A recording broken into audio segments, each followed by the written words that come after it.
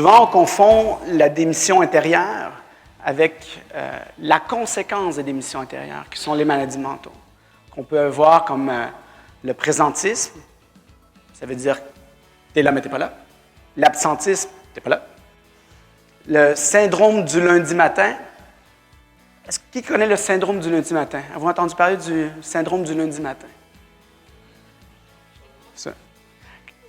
Ah, on voit qu'il y a des gens qui savent ça. Quel est le moment que vous croyez qu'il y a le plus de risque d'attaque cardiaque, de faire un AVC? Quel jour de la semaine? Entre quelle heure et quelle heure? Tu te lèves tard, toi? Comment? 7h et 9h. Tu te lèves tard, hein, 9h. Entre 6h et 8h.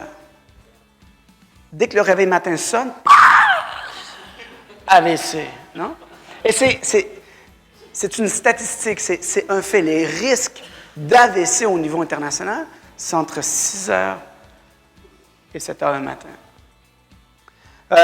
On entend parler de la dépression, de l'épuisement professionnel, le syndrome post-vacationnel, post-vacances, le syndrome post-vacances. Tu prends un mois et... Oh, vous n'avez pas un mois? Tout le monde ici a 2 mois, vous n'avez même pas un mois. 2 semaines, combien de semaines vous avez? 2 semaines? 2 semaines. Les 3 premiers jours, c'est la désintoxication.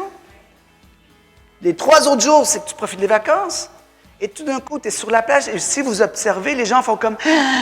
Ils viennent de réaliser que dans quelques jours, ils vont devoir retourner au travail. Et donc, c'est l'angoisse, l'anxiété au retour du travail. La démission antérieure, c'est pas ça.